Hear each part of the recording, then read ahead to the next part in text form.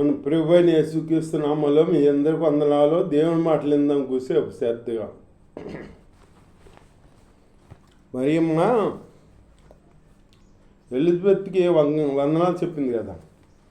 వందనాలు చెప్పేటప్పటికి అప్పుడు ఎలిజబెత్ కడుపులో ఉన్నాను శిశువు గంతులేసాడు కదా, యోహాను గంతులేసాడు అంట. అప్పుడు ఎలిజబెత్ పరిశుద్ధాత్మతో నిండుకుని ఇట్లా అందమాట, స్త్రీలలో నీవు ఆస్వాదింపబడినదానవు అంటే స్త్రీలలో నీవు ఆస్వాదించబడినదానవు అని మరియమ్మకు చెబుతున్నమాట ఎలిజబెత్. నీ గర్భమును ఆస్వాదింపబడును, నీ గర్భమును ఆస్వాదింపబడును. నా ప్రభు తల్లి నా వద్దకు వచ్చుట నాకేలా ప్రాప్తించను అంటున్నమాట. నా ప్రభు తల్లి నా వద్దకు వచ్చుట ఎలా ప్రాప్తించను అంటున్నమాట. ప్రభు తల్లి అని పరిశుద్ధాత్మ దేవుడు తెలియపరిచాడనమాట ఎలిజబెత్కి. దేవుడి స్తోత్రం, హల్లెలూయా. దేవుడు ఇదిగో నీ శుభవచనము నా చెవుని పడగానే నా గర్భంలోని శిశువు ఆనందంతో గంతులు వేశాను. నీ శుభవచనం నా చెవుని పడగానే ఆవిడ ఉదయం ఆనందంతో గంతులు వేసిందంట. అట్లాగే మనం కాడ ఒకరికి ఒకరు శుభవచనం చెప్పుకోవాలి, వందనాలు చెప్పుకోవాలి. వందనాలు చెప్పుకోవాలంటే వందనాలు చెబుతాకి ప్యాషన్ అయిపోతుంది ఇప్పుడు వాళ్ళకి. దేవుని బిడ్డలో వందనాలు చెబుతుంటే ఏంటో ఇట్టా అంటారేంటో, ఇట్టా అంటారేంటో, ఇట్టా ఇట్టా ఏంటో మరి ఇట్టా అంటారు. రాజకీయ నాయకులే అంటారు ఇట్టగా. ఇట్లా అంటూ కాదు, మనం వందనాలు అని చెప్పాలి. మనం చెప్పేది ఎవరికే? మన దేవుడికి. దేవుడు నిన్ను నన్ను కలిపినందుకు దేవుడికి వందనాలు అని చెప్పాలి, వినయంతో చెప్పాలన్నమాట. ఆ దేవుడికి మనం చెప్పేది అట్లా భయభక్తులు కలిగి ఉండాలి. మనం దేవుడు వందనాల చెప్పుకోవాలి. చెప్పుకోకుండా ఏంటో అది ప్యాషన్ అయిపోయింది, వందనాలు చెప్పరు. ఒకవేళ మనం చెప్పినా కానీ ఇట్లా అంటారేంటో, తల ఊపుతారు, ఇట్లా అంటారేంటో మరి తల తిరిగిన వాళ్ళు లేక, లేకపోతే ఇట్లా అంటారు. ఏంటో మరి ప్రభు బిడ్డలో మరి లోకంలో ఉన్నారో నాకేం తెలుస్తుందా. లోకంలో వాళ్ళు అంటారు ఇట్ట, కానీ వాళ్ళే చెబుతారు గుడ్ బై అనుకుంటారు. వాళ్ళు గుడ్ మార్నింగ్ ఏదో అనుకుంటారు. మన వాళ్ళు అంటారా అనరు. అదేమంటే వాళ్ళకి నాకు పడదు అంటారు. మళ్ళీ వాళ్ళకి నచ్చిన వాళ్ళకి చెప్పుకుంటారు. వాళ్ళకి నచ్చిన వాళ్ళు కాకపోతే వాళ్ళకి చెప్పరు. వాళ్ళు ఎదురవుతుంటే పక్కకి వెళ్ళిపోతారు. దేవుడు అదే నన్ను నేర్పేది నీకు. దేవుడు ఆ సన్నిధి గొప్పం ఏం నేర్చుకుంటున్నా? నువ్వు ఇలా వందనాలు చెప్పకుండా ఇట్లా దేవుని బిడ్డలను గౌరవించకుండా ఉన్నామనుకో, గౌరవించి దేవుని మనం గౌరవిస్తాం, వాళ్ళు కాదు. ఇట్లా ఉన్నామనుకో, నువ్వు పందిరానికి వచ్చినా ఒకటే, రాపోయిన ఒకటే. వచ్చి దేవుని స్తోత్రం, మందిరంకి వచ్చామంటే ఆయన ఆశ్రమం పొందుకోవాలి. మనం పొందుకునే బిడ్డలుగా ఉండాలి. వందనాలు చెప్పుకోమన్నాడు అపోస్తలులైన పౌలు. ఒకరికొకరు వందనాలు చెప్పుకోండి మీరు అన్నాడనమాట. అది దేవుడి మహిమపరిచినట్టు. అంతేగాని ఈ లోక పంతాలు చూడు, ఎవరో నువ్వంటే నాకు పగ ఏంటి, నిన్ను క్షమించడం, సత్యనాశనం క్షమించేదేముంది? నువ్వు క్షమించేదేముంది? నువ్వు వెళ్తావు, వెళ్ళిపోతావు ఎక్కడికో. నువ్వు మంచి అయితే దేవుడి దగ్గరికి వెళ్తావు, లేకపోతే నరకానికి వెళ్తావు. అగ్ని ఆరదు, పురుగు సావదు, అక్కడికి వెళ్తావు. అందుకే మంచి చేయమని చెబుతున్నాడు దేవుడు. నీ శత్రువు కోసమైనా నువ్వు ప్రార్థన చేయాలి. నీ శత్రువునైనా క్షమించాలి, క్షమించే స్థితిలో ఉండాలి. ఇక్కడ 100వ వచనం చెబితే మరియమ్మ ఎలిజబెత్కి ఆడు పరిశుద్ధాత్మకుడితో నిండుగుని స్త్రీలలో నీవు ఆశీర్వదించబడిన దానువు అంటుందన్నమాట. స్త్రీలలో ఆశీర్వదించబడింది మరియమ్మ, నీ గర్భఫలం ఆశీర్వదింపబడును. నా ప్రభు తల్లి నా వద్దకు వచ్చిట నాకేలాగో ప్రాప్తించానంటుంది. ప్రభు తల్లి వచ్చింది, నా దగ్గరికి వస్తే యోగ్యురాలు కాదని ఆ మాటకి అటబంధన వచ్చిన చెప్పుకోవాలి. మనం చెప్పుకుంటే అప్పుడు దేవుడు బిడ్డలం అనిపిస్తాం. ప్రభు ఆమెను తెలియజేసిన మాటలు సిద్ధపరచును గాక, నమ్మిన ఆమె ధన్యరాలు. నమ్మింది మరియమ్మ నమ్మింది, ధన్యురాలయ్యింది అన్నమాట. నా ప్రాణము ప్రభువుని గనపరుస్తున్నది, నా ప్రాణము ప్రభువుని గనపరుస్తుంది అంటుంది మరియమ్మ. మనం గనపరచాలి, మనం గనపరిచి బిడ్డలుగా ఉండాలి. ప్రభుని గనపరచకుండా మనం ఏదో వెళ్ళి వస్తాం, చర్చికి వెళ్ళి వస్తున్నాం, మేము భక్తులు పాడుతున్నాము, ప్రభుని గనపడుతున్నాము అనుకుంటే నీ పాటలు నాకు హాస్యం అంటున్నాడు దేవుడు. నీ పాటలో నాకు హాస్యం వేస్తున్నాయి అంటున్నాడు అనమాట. హాస్యం నువ్వు పాడితే అక్కడ దేవుడికి ఘనస్యం రాదు. పాట పాడితే ఎవరైనా పాడతారు. పాటలు పాడేది మెప్పుకుంది ఎవలా ఈ లోకస్తులు, లోక మర్యాద కోరుకుంటారు చూడు, వాళ్ళు పాడేది. పాట అభిమానంగా పాడేవంటారు చూడు, అది లోకం ఉన్నవాళ్ళు పొగుడుతారు నిన్ను. ఆ పొగిడింపు కోసం నువ్వు పాడుతున్నావు. లూసిఫర్ అంటుంది, ఇవన్నీ నాకు తెలియను కాదు. పాట నేను పాడితేనా అసలు నేను సంగీతం రెక్కలు ఉప్పితే ఆ సంగీతం నా దగ్గరే పుట్టిన అంటుంది సైతాను, లూసిఫర్. మరి దేవుడు దోత ముందు ఆవిడే, మరి ఆ సైతానే దేవుణ్ణి పాడి శుద్ధించేదంట. మరి గర్వం వచ్చింది ఆ దూతకి.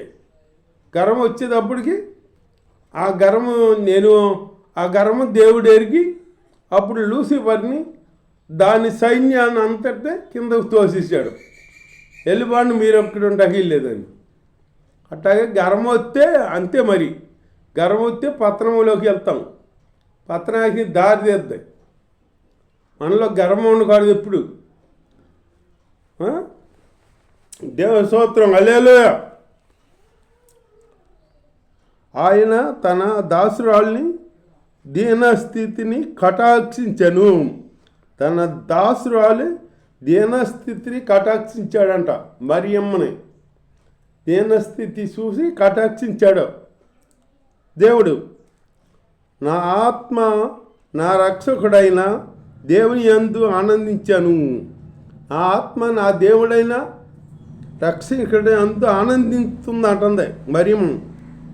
సర్వశక్తిమంతుడు నాకు గొప్ప కార్యములు చేశాను. సర్వశక్తిమంతుడు నాకు గొప్ప కార్యం చేసిన అంటుంది మరియమ్మ. దేవుని స్తోత్రం. మనం చేసిన కార్యాలు మనం చెబుతున్నామా? దేవుడు చేసిన కార్యాలు చెప్పాలి, మనం వివరించాలి, అప్పుడు ఇంకా చేస్తాడు కార్యాలు. గనుక ఇది మొదలుగుని అన్ని తరముల వారు ఇది మొదలుగుని అన్ని తరముల వారు ఇది మొదలుగుని అన్ని తరముల వారు నన్ను ధన్యురాలందరూ అంటుంది ఆవిడే. దేవుడి స్తోత్రం. ఆయన నామము పరిశుద్ధము. ఆయన నామం పరిశుద్ధ నామం. ఆయన నామం. ఆయనకు భయపడి వారి మీద ఆయన కనికరము ఉంటుందంట. కనికరం తరతరములు ఉంటుందంట. ఆయనకు భయపడాలి మనం. భక్తి అతనం అంటే కాదు, మనం భయపడాలి. దేవుడు ఎందుకు భయం ఉండాలి. భయం లేని భక్తి ఎందుకు పనికిరాదు, ఎందుకు పనిచేయదు. భయం ఉండాలి, భక్తి ఉండాలి. ఆయన తన బాహువుతో పరాక్రమము చూపెను. తన బాహువుతో పరాక్రమం చూపాడంట. ఆయన హృదయములు ఆలోచన విషయమై గర్విష్ఠులను చెదరగొట్టాను. గర్విష్ఠులు ఆలోచన చేస్తారు కదా, ఆలోచన సమస్తం ఎరుగుతాడు దేవుడు. ఆ గర్విష్ఠుల ఆలోచన చెదరగొట్టాడంట దేవుడు, చెదరగొట్టాడనమాట. అట్టగా మన ఆలోచన మనం చేయకూడదు. మనం దేవుడే ఆయన మీద భారం వేసి మనం ముందు సాగాలి. ఆయనే నడిపించేది మనల్ని, దేవుడే నడిపిస్తాడనమాట. దేవుడి స్తోత్రం, హల్లెలూయా. సింహాసనములను బలవంతులను పడదోసి సింహాసనం మీద నుంచి అంట బలవంతుల్ని పడదోసి బలహీనుల్ని దీనుల్ని ఎక్కిస్తాడంట. అంటే దీనుల్ని ఆస్వాదిస్తాడు దేవుడు. మనం దీనత్వంగా ఉండాలి. మనం ధనవంతులైనా గర్విష్ఠులైనా దేవుడి రాజ్యానికి రాడు, స్వతంత్రించుకోలేరు. దీనత్వం కలిగిన వాళ్ళే దేవుని చూస్తారన్నమాట. దీనత్వం కలిగి మనం ఉండాలి. దీనిని లెక్కిస్తాడనమాట. ఆకలి కొని వారికి మంచి పదార్థములతో తృప్తి పరుస్తాడంట. ఆకలి కొని ఉంటాం అనుకో, మనం దీనిలో ఆకలి కొని ఉంటారు, వాళ్ళని మంచి పదార్థాలతో తృప్తి వస్తాడంట.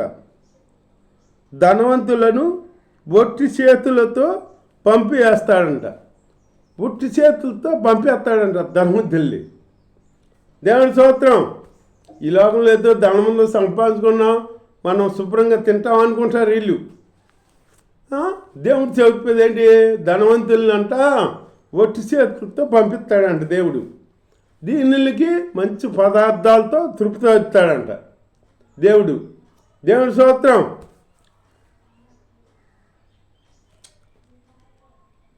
అబ్రహామునకును అతని సంతానమునకును యుగ యుగముల వరకు, అబ్రహామునకును అతని సంతానమునకును యుగ యుగములు తన కనికరము చూపి జ్ఞాపకము చేసుకుంటాడంట. తన కనికరము చూపి తరతరములు కనికరము చూపి జ్ఞాపకము చేసుకొందును అంటున్నాడు. మన పితరులతో సెలవిచ్చినట్లు ఆయన తన సేవకుడైన ఇశ్రాయేలులకు సహాయము చేసెను.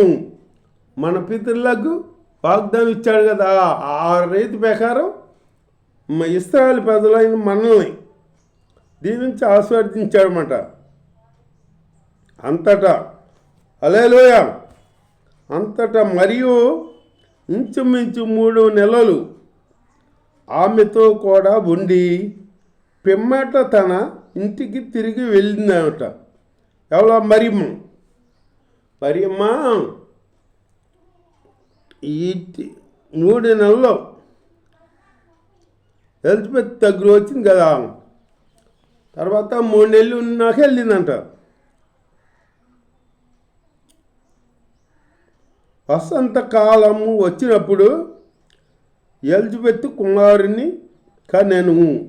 వసంతకాలం వచ్చినప్పుడు కందంట ఎలిజబెత్ కుమారుని, అంటే యోహాన్ని కందమాట. దేవుని స్తోత్రం. అప్పుడు ప్రభు ఆమె మీద మహా కనికరముంచాడంట ప్రభు.